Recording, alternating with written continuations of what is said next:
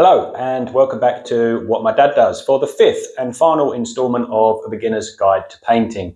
So far we've looked at the tools you might need, we've looked at how to miscoat bare plaster, we've looked at decorator's caulk, we've looked at how to paint bare wood or unpainted wood, and now we're looking at how to bring all of this room back together to a finished product. So let's go find out how we do that.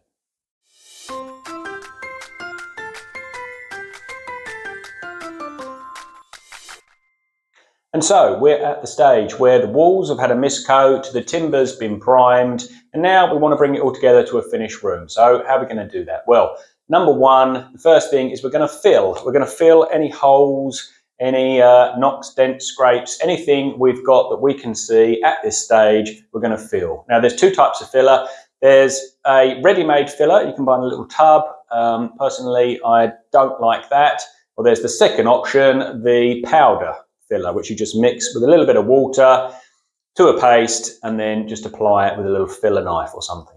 That's the one I would recommend and use. And you want to go round, just fill any little holes, anything you can find, let it dry, and then very lightly rub it down. Now at that stage, I would rub everything down very lightly. I'll just go over the walls again, just get rid of any little flecks of paint or anything which were on there when I miscoated. I'll rub down the skirting, again for the same reason. This is primed MDF, so it doesn't really need rubbing down. When I say rub down, I'm not there trying to really, work at it and rub it down.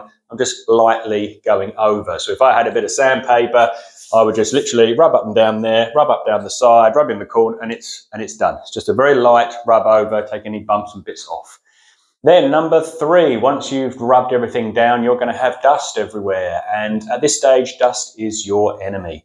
You want to go around with a dustpan and brush and a broom, sweep up any of that dust that you can, get rid of it. Then I go around with a hoover. Just a little note here, the dust can kill hoovers. So I wouldn't go using your brand asbestos hoover to hoover up a huge pile of this very fine dust. They do not like it. So I get rid of most of it, whatever I can, and then I go around with a very old hoover and just suck it up. But basically, you just want to get rid of that dust. Then I take it a stage further and I go around with a damp cloth and I just wipe everything down, all the architraves as well, everywhere and anywhere there is dust. This is now a clean room.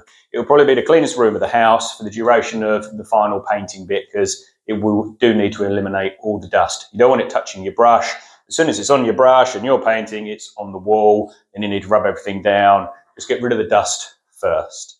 At this stage, once you've got rid of all the dust, what you want to do if you've got carpet on the floor is you want to tape up.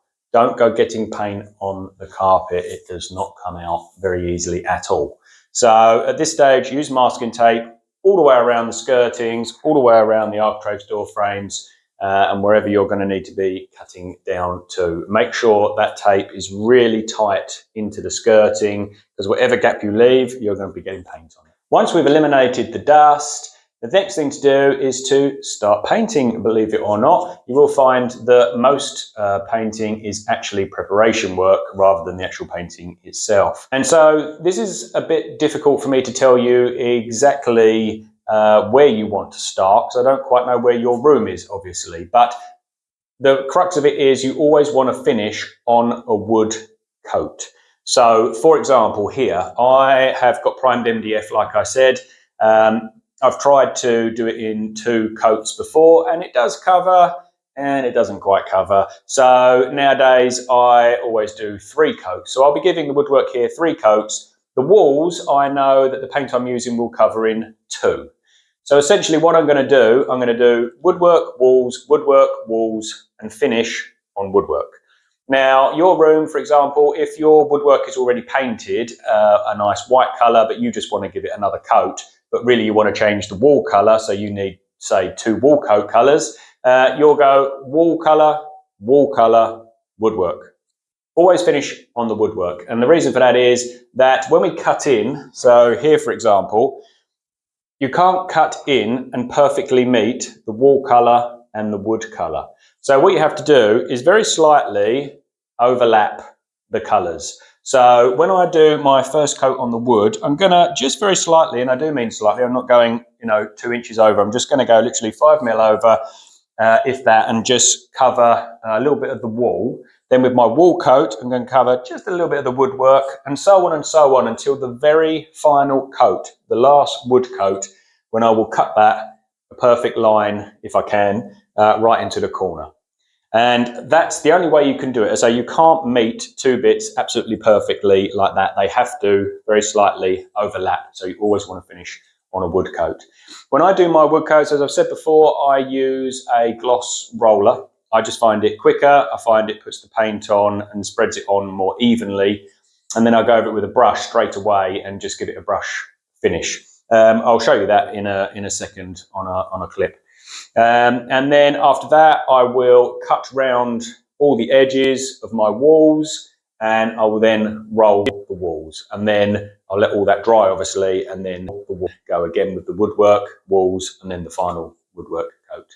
So let me show you a couple of bits of me doing that, and then we'll come back to a finished room. So just to show you very quickly what I do with my woodwork paint, I put it into my gloss roller tray, mini roller tray.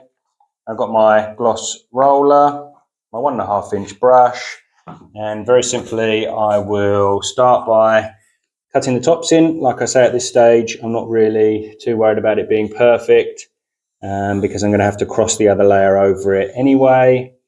So I'll just go across the top, make sure there's some on that edge, and I'll load my roller, apply that onto the wood, use my brush right down to the bottom to give it a nice brush finish. Oh, I forgot, got a V-groove. Need a bit of paint on there just to get in there, make sure that's properly covered as well. And it really is as quick as that when you're using a roller.